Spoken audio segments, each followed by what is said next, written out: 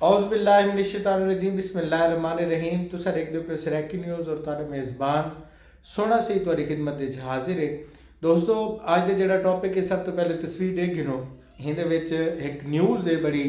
अजीबो गरीब किस्म दी, बड़ी अजीबो गरीब किस्म दी खबर है ये कि एक औरत अपने शोहर दे जबान को टोकते चक मार मार ते टोक छोड़ी है और टुकण तो बाद जिहड़ा हुंदा पै है वो सारी जिंदगी वास्ते बोलण तो मोहताज थी गए।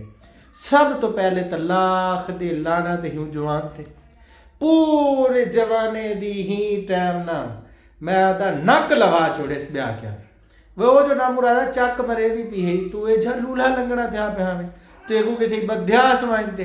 भी तेरे वे हाथे में जितनी ताकत करे तू रख ते देना दो चार थप्पा उन्हें मुंह ते मनहूस देते ते अपनी इज्जत बचे ना ते चंद्रा तू हूं करे कोई थोड़ी सेटिंग करे ना होंदी दो चार बुझे मरे ना होंदी तू आथर छांड कर गिने हा। लेकिन तेको अलहचा सही पी है अलहते को कोई सगून आया पे हा जिवें चक लगन पे तेको तू ही सुकून नाल प्यार रहेगी। लाख दिलाना दिवे जिंदगी दे चंद्रा अलावण तू में तू आज उस थी गए बारह जो तू अला ही सके है ना ते मैं वलाई तेरे उत्ते लाना सट्टा हाँ ना मुराद चंद्रा ना होवे ते चौके ना ये हुण कुछ शऊर है वल रन दे काम चेक कर वे खुदा तेरा खाना खराब करे तेको अगर कावा रही है कि तेरी मौत आमदी पी है तेको तो ना मुराद ते कोई भी झाग चक मार तेको लभी होंदी जबान नहीं वल जबान ही टोक छोड़ी ना मतलब तेरे मुंह जेड़ी शाम से तू टोक छुड़े से इयो शुक्र है लत नहीं है ना तो तू तो लत टोक सके हैं ए जी तो कुत्ती नस्ल नाल तेरा तल्लक है ना मुराद जेड़ी तू एडी तेरी छिती थी वदी हां भी तू नाल हुंदी जबान ही टोक छोड़ी है होश कहना है जवान को तू ना मुराद जी बैठी थी पी हां तेको तुझो पता ही कहने लग्या। सब तो बड़ी न्यूज़ जी ही मैं तुहाडे नाल डिस्कस करनी है वो ये है कि बंदा सारी जिंदगी वास्ते हुण अला नहीं सकता, बिल्कुल नहीं अला सकता हुण वो हुण ही टाइम गुंग है बोथा तजो वो इंटा अला ही नहीं सकता वो अले से सी तो आऊँ करे से वे जिवें हुण मैं लेना बेटा इवें नहीं अला सकता। वाह वे जवान तेरी जवानी वाह सैफा तेरी अक्ल ए जी जवान करे ना यकीन कर बंदा किथे अपने घर खोता पाल के ने जे जवान डागे जेड़ा जवान ना मुरा जबान कटवई बड़ी रन करे ते जवाने को माते एजे औरतें करे ना बंदा घर यकीन कर को टेढ़ी नस्ल की बकरी पाल के ने टेढ़ी नस्ल की पाल के ने जेड़ी सब तो ज्यादा हरकतें होंदी है मैं तो वो लेली पाल के ने वो ठीक है एक को हज है यार एक को तरीका है यार सारा वसेब दे विच नक डेक के ना निकता रखे खबर चेक कर मई ने जवान की जबान पर चक मार मार के उसकी जबान को काट डाला धुर धुर धी चौथे वाह वे तुहाडा मत्ता वाह वे तुहाडे अक्ल ते वाह वे जवाना तेरी जवानी फेरा मैं तवे तुहाडे मुंह ते वे दांगी मल्या कम अज कम तेरे नाल अगर कोई इंजा इंसीडेंट थींदे पिया चंद्रा तू भज वने हा जबान तो ना टुकवावे हा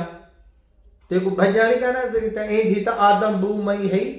हाँ सी ए जी तो को वड्डी है अपना को बला जहाज जेडी रन जेडी तेरे तू चढ़ बैठी है तो तेको तो जो हिलण दा मौका ना सरीता मनूस आ तू तलू निकल वने है सुरो को वने है कहीं फाटक वाले पासू तू ही किथे चुडी छुडी मार कुत कुताली कर कहीं पासू आसरा काट ते निकल ही वने है ना तू तो इवें प्यार रह गई जिवें ना मुरादा तू जानते अपना आलमी रिकॉर्ड बनवेंदा पिया गिनीज ऑफ बुक रिकॉर्ड दे अंदर तू अपना नाम देवना हा ब्याह हुण मैं तो क्या आखा सवाए तवे पेश करन दे ब्याह में तो क्या पेश करा ब्याह पेश कर कुछ नहीं सकता ते तू होवे आ सामने ते वला मैं देखूं दोहई हथे नाल सलामी देवा चंद्रे चौके दे चंद्रे मां ते कुजणे दे डाढा मिठाया वंडिया उसे मिठाया वंड छोड़ो पोत्र मेरे घर थे पोत्र जवानी दे आलम में एक जैफा वालों नो नाम मुराद जबान कटवा पी लाख जलाते नहीं वे चंद्रा चौके ना चंद्रा ते रन्ना अल्लाह माफ करे इन्हें कने जी रन करे ना मैं आदा वो बंदा घर ना यकीन कर बंदा को गड्ढा पाल के ना वो ठीक है ये औरत दा कसब है किरदार है पै कर को गाल कर देती क्या तो ये झेड़ा झगड़ा ही हो से ना को गाल कर ही दी है को झेड़ा झगड़ा थी के वह फेरा मैं तवे तेरे मुंह ते तू उनकी जबान काट छुड़े सी कल को तेरे उत्ते हाथ चेसे तू बाह कप छुड़े सी वो बाह ही करते वदा रहा सी हाँ सिराना चवान बनते वे खुदा दा खौफ करो, कुछ खुदा दा खौफ करो जो को खुदा दा खौफ है वेता क्यामत आवन वाली नहीं, क्यामत में को लगते हो लांगी ये जहन्नम दे कसम देखते हो दुआ सा। लिहाजा आज का टॉपिक इतने तक, नेक्स्ट टाइम नेक्स्ट वीडियो नाल दोबारा तुम्हारी खिदमत इजाजत हूँ टाइम तक अपने मेज़बान सोना सिंह को इजाजत। अल्लाह ने के बाद अल्लाह हाफिज़।